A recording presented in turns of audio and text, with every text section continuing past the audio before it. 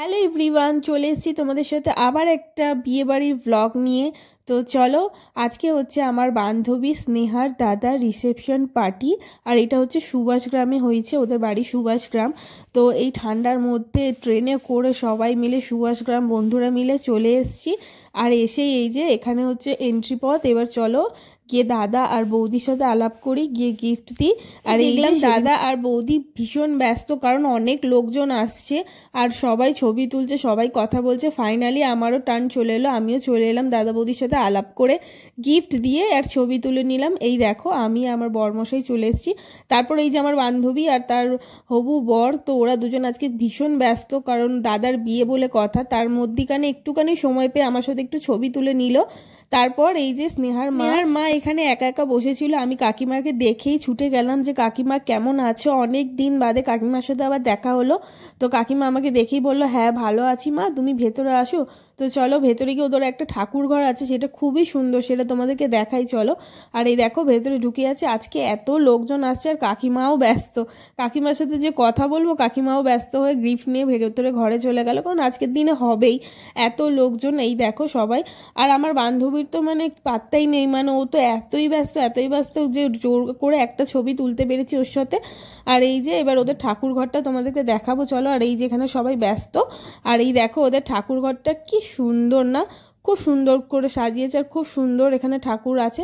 তো ওরপর এবার আমরা চলে এলাম এখানে সামনে, দেখো বিশাল ভিড় হয়ে গেছে, তখন 10টা বাজে। এখানে আরও কন্যাযাত্রী সবাই চলে এসেছিলো, বাজি ফাটানো হচ্ছিল, আমরা সবাই দাঁড়িয়ে দাঁড়িয়ে দেখছিলাম।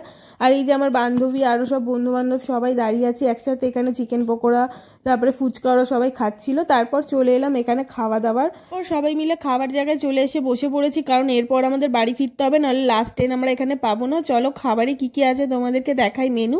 এই দেখো এখানে আছে মিনারেল ওয়াটার, তারপরে কড়াইশুটির কচুরি, আলুর দম, মিক্স চপ, কাসুন্দি, স্যালাড, খুস্কা পোলাও, ফিশ দম, চিকেন কষা, মাছ, চাটনি, পাঁপড়, মিষ্টি, আইসক্রিম, অনেক কিছু ছিল। আর তার মধ্যে ছিল আজকে আমার ভেজ। আমি আজকে নর্মালি শুধু কড়াইশুটির কচুরি আর আলুর দম আর পোলাও খেয়েছি, আর কিচ্ছু খাই। পাশে আমার বান্ধবী একের পর এক নিয়ে যাচ্ছে আর আমার লোভ দেখাচ্ছে। আমি বলছি তুই রিভিউ বল যে তোর খেয়ে কেমন লাগছে। বলছে খাওয়া দাওয়া খুবই ভালো। আর আমি তখনই কড়াইশুটির কচুরি আলুর দম নিয়ে বসে আছি। আর এখানে মাছ চিকেন সব এক এক করে দিয়ে যাচ্ছে। খাবার দাবার নিয়ে কোনো কথা হবে না, খুব ভালো হয়েছিল খাবার দাবার। এই পোলাওটা জাস্ট অসাম হয়েছিল খেতে। তারপর চাটনি, পাঁপড়, এই দেখো মিষ্টি, সন্দেশ সব দিয়ে দিল, আমরা খেয়ে নিলাম। তারপর আইসক্রিম দেবে, এবার আইসক্রিম নিয়ে আমরা মার দৌড়, কারণ এখন ট্রেনের টাইম হয়ে গেছে। এরপর যদি না যাই তো আমাদের এখানেই সারা রাত বসে থাকতে হবে। তো আমরা এখানে সবাই লিটারালি দৌড়াচ্ছি, মানে ট্রেন পাবো বলে দৌড়াচ্ছিলাম। আর এই যে আইসক্রিম নিয়ে খেতে খেতে আমরা সবাই মিলে যাচ্ছিলাম গল্প করতে করতে। আর এত ঠান্ডার মধ্যে এই আইসক্রিম খেতে খেতে দৌড়াচ্ছিলাম। তারপর চলে এলাম দেখো এই যে সুভাষগ্রাম। এবার এখানে ট্রেন ধরবো আর একদম প্ল্যাটফর্ম পুরো ফাঁকা, আমরাই এই কজন আছি বিয়েবাড়ি থেকে বাড়ি যাচ্ছি। তো এই যে এবার ট্রেন আসবে আর কিছুক্ষণের মধ্যেই ট্রেন চলে আসবে, আমরা উঠে পড়বো ট্রেনে। যে যার বাড়ি যাবো, ওরা যাবে বালিগঞ্জ, আমি নামবো গড়িয়া।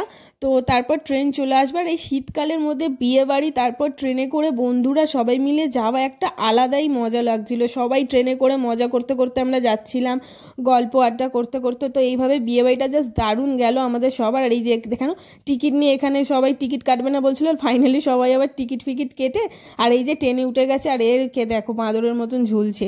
তারপর এই যে বসে আছে, মনে হয় খাওয়া বেশি হয়ে গেছে, তাই জন্য বসে হাসছে। তো এরপর আমরা সবাই নেমে যাবো। আজকের মতন ব্লগটা তোমার কেমন লাগলো অবশ্যই জানিও। Tata bye.